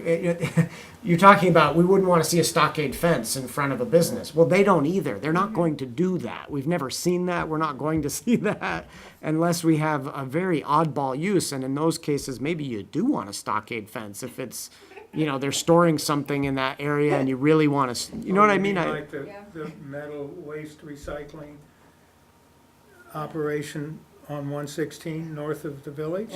You mean like that? Well, that's one case where we do, in fact, Maybe don't we're wanna not look required. into We it. don't want to see it at Keep all. in mind, this is Right. this is parking, this is. Right, we are Yeah. talking about I parking know, but areas. I'm, as an And it example also- of the kind of fence or. Yeah, The yeah, yeah. Screening. DRB is, looking at well screened, and I think, I think it we should be can up to trust. them at that level, not in the reg. But you could talk about favoring vegetation and I can add additional language along the lines of what you were saying about, preserving a traditional streetscape, Right. and visibility for the businesses that the parking Yeah, area is all of serving. those things are Something, add that reasonable. in there so that Yeah. we don't end up with, That's good. 8-foot high cedar hedges or, I don't think. because those can happen too, right? Right. And in fact, they Yeah. did in front of the Mechanicsville Plaza. So where Grateful Dog Grooming is, Yeah. before the Blancs bought that, they were required to have a cedar hedge along a portion of the parking lot to screen the parking because it's all front yard parking. Right. And that hedge grew up super high. Right. And they, of course, Like cut the it one down on- and now it's like dead and the it got, one on- needs to be replanted. But, No, yeah. And I've also noticed over here in the yellow building that Len Duffy used to own, I forgot who owns it now, yep, that DRB must have allowed parking in the front there, there's one car. there's one handicap car. space. Yep. Yeah, right. and it's like quite a high fence. You don't really realize the car is there unless you're coming from the north. Well, that was done on It's purpose. blocked. They didn't want that parking Right. space there show. unless it was well screened. Right, And so and it that is. and that's how they did it. Yeah. But that's kind of unusual. I don't think we have, I can't think of that anywhere else. It's really caught my eye for some reason. Like John was talking about, he notices tall poles. For some reason, that catches my eye every time I drive by. I don't know if I like it or don't like it. I can't make up my mind. All right, so it sounds like I need to do a little more work on this section along the lines of what you've just been talking about. I can do that. If anybody has additional guidance beyond the conversation tonight, you're welcome to email me, or if you're looking at it after the meeting and you're like, hey, I got the perfect sentence to throw in there, I'm happy to take those suggestions. And then, put it back in front of you, all of you, before this goes to public hearing. It says where sufficient screening, but if you added where sufficient vegetative screening is provided. Yeah. Yeah, I think I need to do some thinking and some wordsmithing to find the right balance, because I get the fact that vegetation is really what should be most typically desired, and visibility of the site shouldn't be compromised, but the screening of the parking should be, that's the goal. But some ability to have attractive fencing should be in there as well. You try to break up parking lots by putting islands in them Mm-hmm. with trees and, I think you mainly just wanna break it up. I don't think you can totally screen it. Well, I'm thinking of where I see it today, right? So we mentioned in between Kenny's and the bakery, even though technically I think those are considered the sides of the building, but. That parking lot that you see from 116, but that is between Kinney's and the Bristol Bakery, is not in the front yard. Right. It is in the side yard, because So it's technically okay. it still has screening in front of, Right. along 116. Except It's all just the that all the shrubs shrubs are are dead. dead, Yeah, yes. it's not terribly But if you go effective, down in front of like Village Car and Automotion and some of those places, right? I think you could break it up by honestly just planting some trees like we did in the corner of 116, how we lined it with the trees like that. Sure, you're still gonna see the cars, you're still gonna see the business, but it breaks it up somewhat, so it's not just a stark. Right, You know like what what I mean? Dennis was saying. And it's not hidden with a hedge or a fence. Right. It's just there's some greenery there to Yeah, kind I of make think it a little Automotion natural. is You know? a really good example because, and they will have to the Giroux will have to update that if the Hannaford thing ever comes to fruition. So they have trees planted, have for a very long time, and they're alternating. They're cherry and crabapple, I think, and there's a substantial number of trees, but they don't really do the job, right? They're like something more needs to happen. They're either lower plantings, and half of them, I think all the cherries are diseased and dying. Well, you gotta maintain them. They need to be replaced. Yeah. So I think you're right. I think you could have a very long frontage like Automotion that has parking in the front yard in front of the Quonset hut with better vegetation, and it would do the job even though it wasn't a cedar hedge that completely blocked Because it. some of those, like the Village Car, I get it. They sort of need that for, I'm selling cars. Well, especially you know? them, yeah.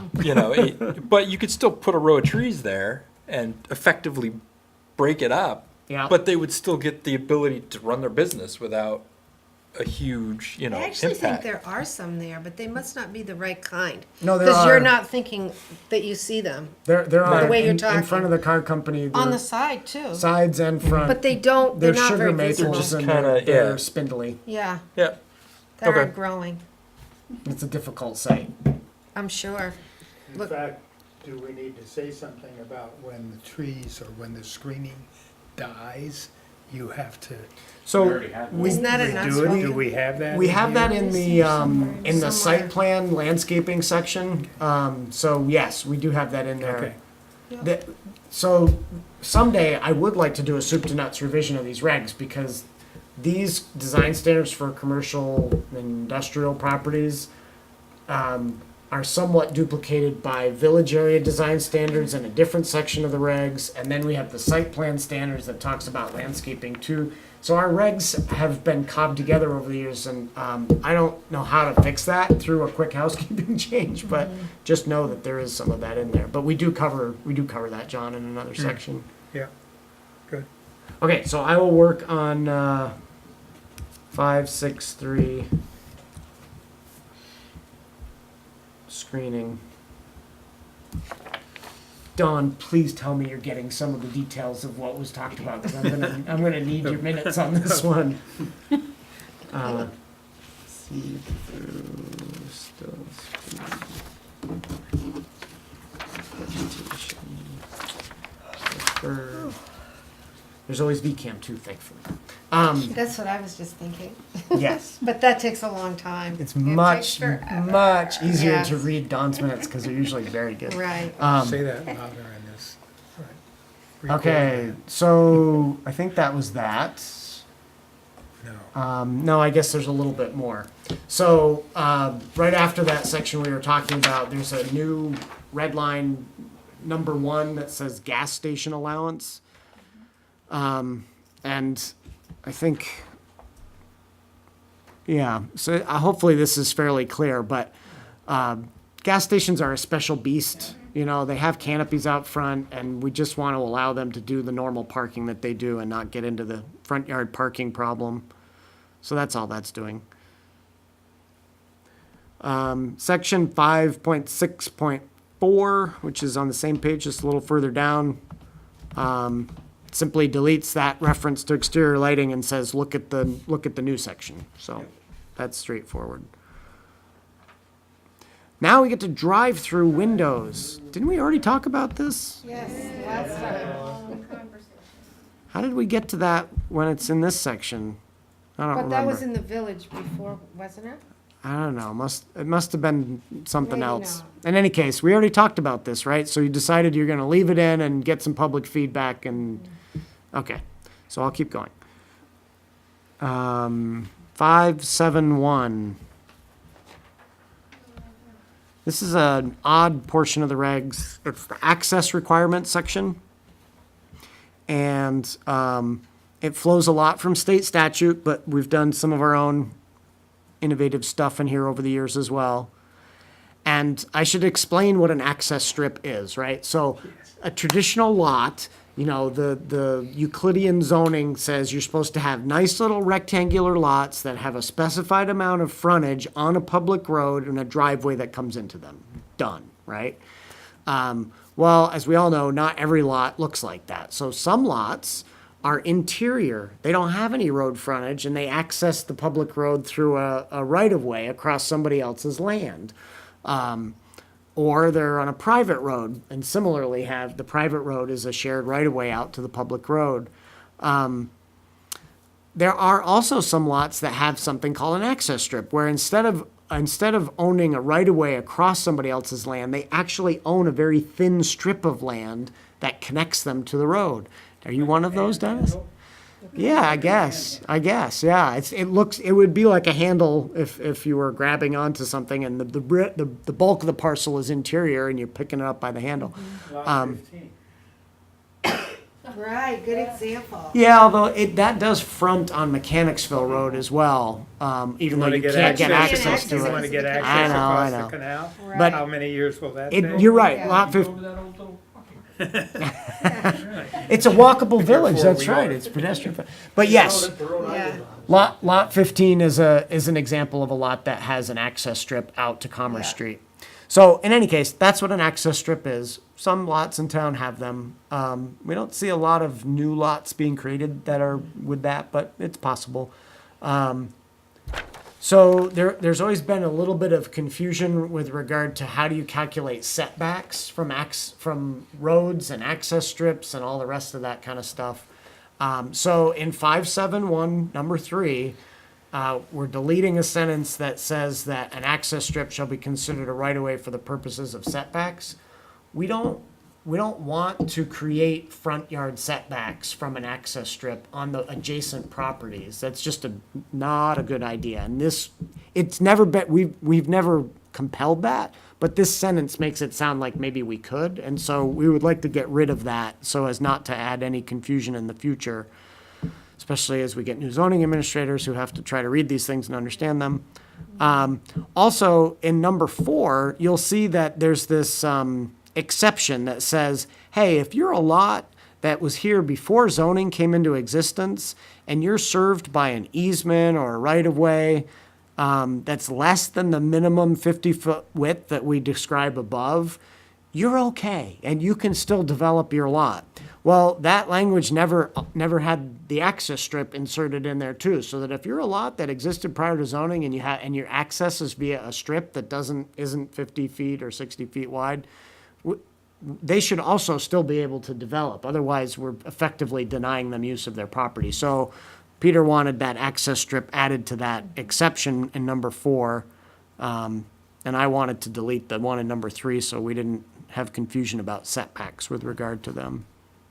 That's what's going on in these changes.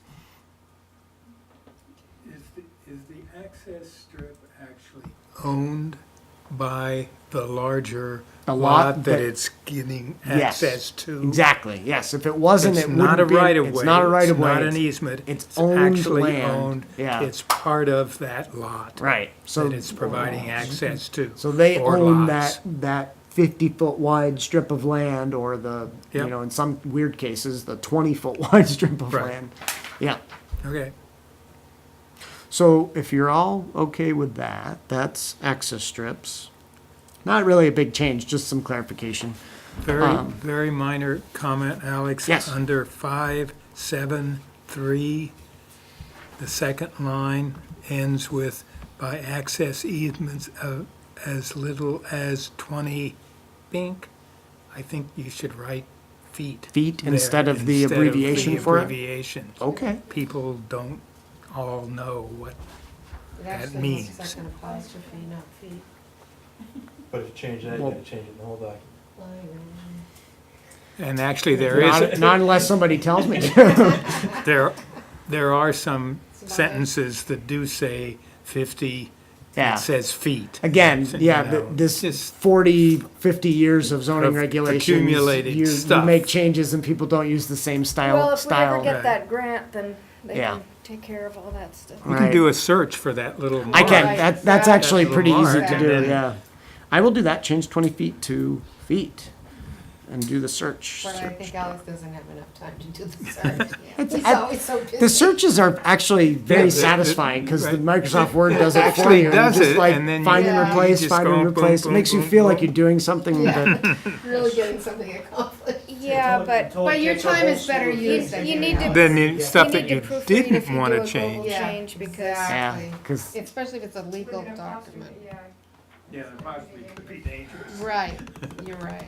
so the next change is one of the big ones, and that's the accessory uses and structures section in 5.8.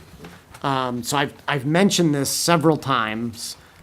We had a pretty good discussion about it previously, so hopefully this isn't news, but essentially the existing language was very brief, did not include all the potential accessory structures out there, seemed to be entirely focused on residential accessory structures, and didn't talk about accessory uses, which are different from structures. So you wanted me to talk about uses, talk about structures, talk about the difference, or at least give examples of the difference between residential and non-residential, and clearly state that these things are allowed, and some of them require permits and some of them don't. So here it is. What do you think? Are they allowed outside of the building envelope? No, this doesn't have anything to do with building envelope. So the building envelope as defined in a subdivision approval would still rule if you're gonna build a structure. On page 80, under parentheses 2, non-residential, Yep. I don't understand what that sentence says, particularly when it gets to the end, it says, or revise them accordingly. Okay, What- so I'll tell you what it what- means, and then we can fix it a little bit. It's saying that that unlike residential accessory uses or principal residential uses, non-residential uses require site plan approval. Therefore, if you're going to do an accessory use to a non-residential principal use, it's gotta comply with that site plan approval, or you have to revise the site plan approval accordingly. So them refers to site plan approvals. I can switch that word and just say, or revise the site plan accordingly. That would probably be a I little think clearer. that Yeah. might help. Okay,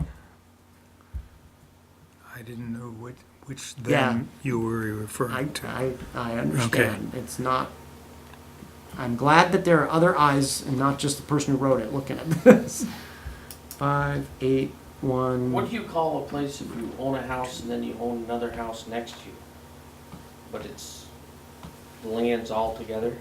It's not Like really, a farm with, well, I have an example. I own a house and then I own another house. right. but you have On to another separate lot? lots. All, But you have, they're on separate You have lots, separate right? it's lots. all under the same That's, tax bill. that's, Talk to her about that's that. because of the, if you have owned contiguous property and the ownership is the same, we have to combine them, but you still have separate lots. It's because the So state it's still gives, called residential?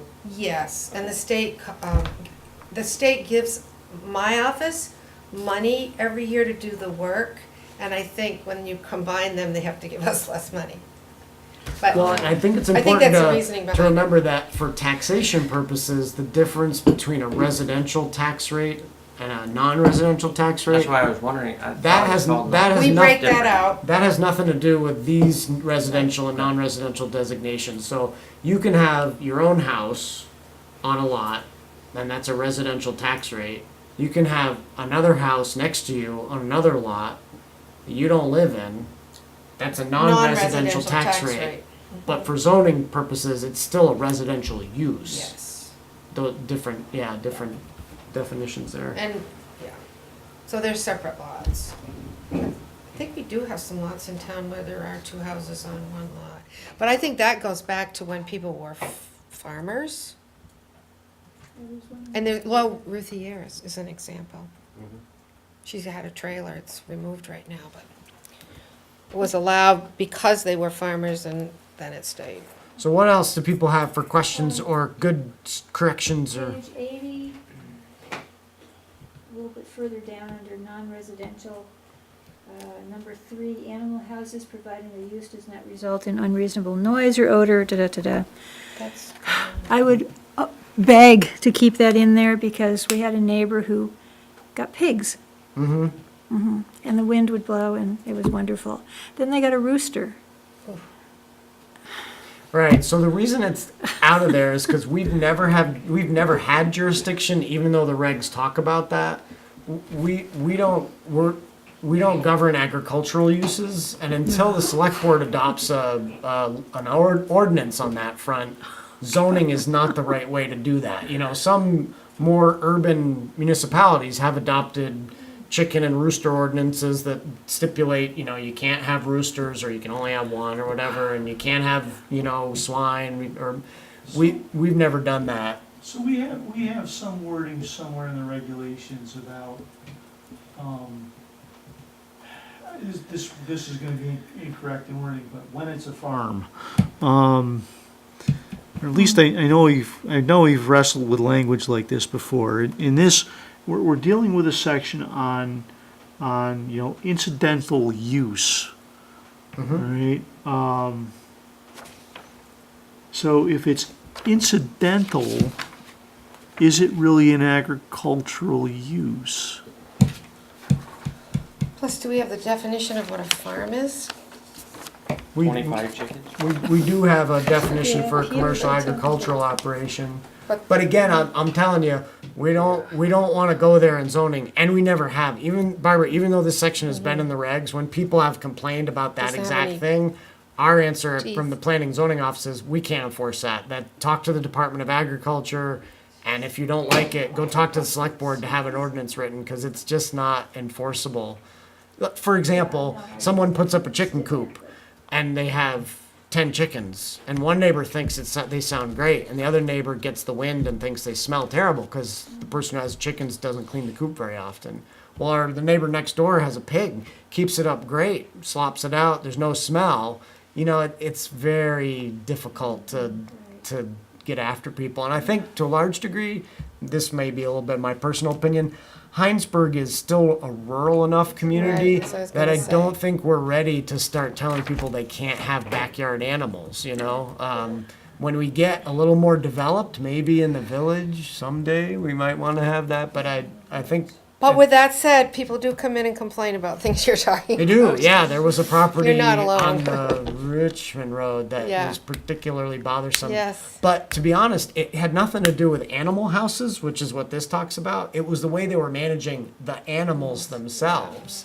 And whether they had a house or not wasn't what the issue was. It was whether they were cleaning up after the animals in the Yeah, the first smell place. was bothering people. So going after the structure from an accessory structure isn't going to solve that problem. You have to have an ordinance about how the animals are kept. This was a use section, structure. Well, remember, what's being, the strikeouts is the old language, which didn't differentiate between use and structure. So, what you see under the strikeouts is the old language. It just happens to come after the uses of the new language. There's a pretty good definition of commercial agricultural operation in There our is. definition section on page 131. Yeah, when we did the rural zoning, we added that, and I'll read commercial Yeah. agricultural accessory Give some uses. examples and. Do you not have noise ordinances? Have what? No. Noise? ordinance? We do not have a noise ordinance in Hinesburg. That was discussed by the select board after a motocross flare-up between two neighbors, and at that time, that select board said, no, thank you. We're not, again, same argument, gonna get actually. into it. We're not an urban enough community to have to get into that. Yeah. Prior to you though, when Jerry was here, we did have one. Because he tried to do something with Well, it. no, what it was, Marie, was, there was never, you gotta understand the difference. Ordinances are adopted by the select board and they're not zoning. Okay. They're enforced by the police department. Okay. We used to have specific decibel levels in the Yes, zoning. that's what I'm referring to. We do have performance standards for noise in the zoning, and we used to have specific decibel levels, and the planning commission in the past has talked about that, and those got removed, and then there was some clarification about how you determine what's unreasonable. They're difficult to There's, even n- enforce. there's so- no way that we would ever use the noise performance standards, which I think are in section 5.10 or 12, about loud chickens. Well, yeah, I mean, like, you still, It was an issue at, well, one of the big issues I recall in the past was at Iroquois Manufacturing and the people next door that owned the house, which they've now purchased back. Yep. It was about a machine that was one of the big ones. And then the motocross was another. Yep. So any more comments about this large section? There's a lot of stuff in here. There's a section that talks about the unique nature of ag and forest management uses. Then there's the whole next section on accessory structures. So we're coming up just about 9:20 now. Right, and you want to cut this off at some point, right, John? Was there any part of this that you weren't comfortable with, or? No, I think I'm happy with it, because Mitch looked it over and changed some stuff in it, and so it's had a second pair of eyes, and I'm sure it's not perfect, but, it's way better than what we used to have, and I think provides some clarity about what all these potential things are. You know, the fact that a home occupation and a swimming pool, could both be accessory things, and talks about them and gives you section references. Yeah, I think it's all right. I just had a question, Alex, about on page 81, under 5.8.5, lots without a principal structure, and you gave an example, personal storage. You talk about a undeveloped lot without a house, if used for customary shed purposes. Does that say that a lot without a principal structure could have an accessory apartment on it? No, because the accessory apartment, they have to be accessory to a single-family home by definition. On the same lot? Yeah. Not So if on so a if lot someone without a principal structure? so if somebody built a dwelling unit, what they thought was an accessory apartment on an undeveloped lot, It we would would permit be it as a house. as a house. Yeah, it wouldn't be an accessory apartment. It would be a house. Okay. And people have done that, actually. So they have an undeveloped lot. They know they're going to build a house and an accessory apartment. they build the garage and the accessory accessory apartment apartment. first, live out of that while they're building their house, and then we switch the permitting at the end. So Yeah. it doesn't. This section wouldn't apply to Wouldn't that. apply to that, Yeah. right. But this is a new section. We haven't had this before, but it's been our practice. You know that we won't deny someone the ability to put a barn up or a shed on their undeveloped lot just because they don't have a principal structure on it, like a house. I had another question related to that. Now I've lost it. He's thinking on page 81, 5.8.5. Mm-hmm. I think grammatically, under lots without a principal structure, constructed on a lot rather than an lot. Oh yeah, good catch. It didn't feel right. It's because it's wrong. Oh, it actually, my question doesn't actually apply to this, but in general, does an accessory apartment have to be attached? No. Can it be unattached? It can be Yes. detached. Yep. It Can it also be attached? Could it- Yes, it can be. It can be either way? Yep. Okay. Yep. There's a different review process. Yeah. If it's not attached, it's typically a conditional use review. Right.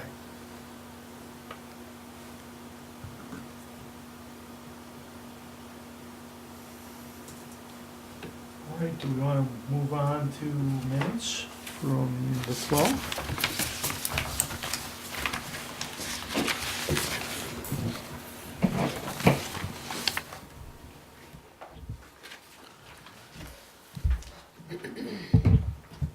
I don't get to vote, but I read them. They look really good to me. I like the way, Don, that you listed all the sections that were discussed, because 10 years from now when somebody looks back and says, why did they change that? What did they even talk about? They'll see that they talked about Yeah. it, but then you blew up the conversation where there was conversation, you know? That was helpful. So just for purposes of where we are next time, we will start at 5.9, Yes, accessory apartments. accessory apartments, okay. All right, so does anyone have any amendments to the meeting minutes? Is there a motion? To approve the minutes of July 12th, 2017. Is there a second? All in favor? Aye. Anyone Abstain. opposed? I abstain. Okay, minutes are passed. Other business, Alex? Let's see. Only scheduling. I am not going to be here for your next meeting. Sorry about that. Your next meeting is on August 9th.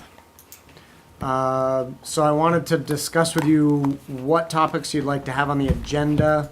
Well, first of all, whether you'd like to have a meeting off this summer and just not meet that day. But if you do want to meet, what topics you want on the agenda.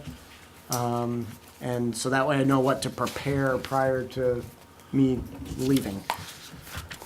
So you're not done this. It seems like there's actually still plenty of fodder to work through on these housekeeping changes. But I won't be here to explain all the rationale to you. Yeah. Yeah. Yes. I think we Yes. need you here to do that. Yeah. No. So there are other things you could talk about, some of your village growth area topics. The ones that are still outstanding are, I think there was a little bit left to talk about on density, but to be honest, I don't remember exactly. There's the Village Northeast District, there's some items to talk about there. And then there's this topic of design standards that Jeff and I were gonna work the Village Steering Committee on, which we haven't done yet, so that's not really ready to be discussed. I So, think Joe should give us the night off. okay. Twist my arm. Want me to come over and twist it? The world will not stop spinning if you take one meeting off in the summer. Most of our boards in town do. I would be fine with a week off. I will tell you that the select board, as I mentioned in the email, finished their editing of the town plan, scheduled the 2 required public hearings, and you are required to at least look at the changes that they made. and there's a report that you issued that I wrote in the first go around. You're supposed to reissue that, basically saying, yes, this still conforms with state statute and is fine. The select board didn't screw it up too badly. Before the public meetings? It really should. after? It really should be before the public meeting. So the first hearing is on August 31st. There's time at your August 23rd meeting to take care of that ahead of that meeting. So I just wanted to let you know that you do need to look at that. I haven't given it to you yet because I'm just cleaning up the changes. Took the last pictures today to fill in the rest of the plan. So I'll forward that to you, and we can do that on the 23rd if you're okay with that. Okay with that. Sounds good. Okay, this sounds like the next meeting is the 23rd.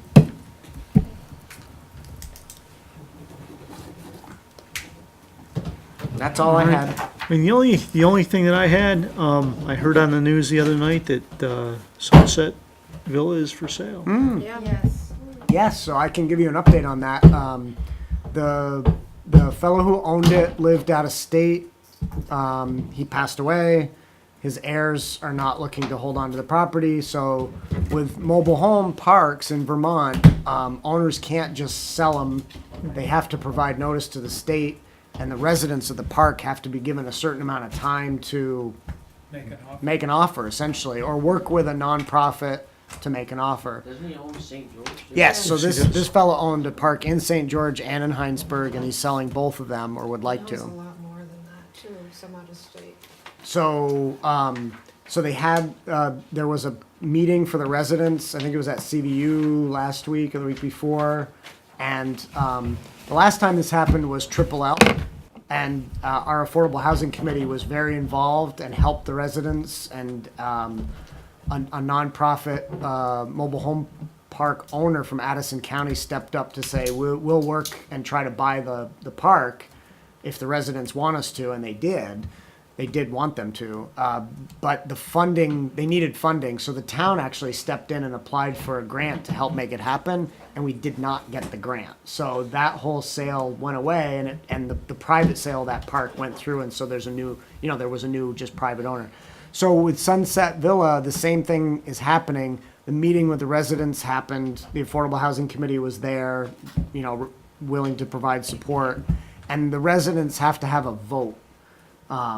It has to be 51% of the residents, and if they vote yes, then they get some additional time to try to put something together in terms of a possible sale. So I think the vote is happening, or has to happen by August 7th or August 17th, one of those dates. And CVOEO, if you've heard of that organization, Champlain Valley Office of Economic Opportunity, I think.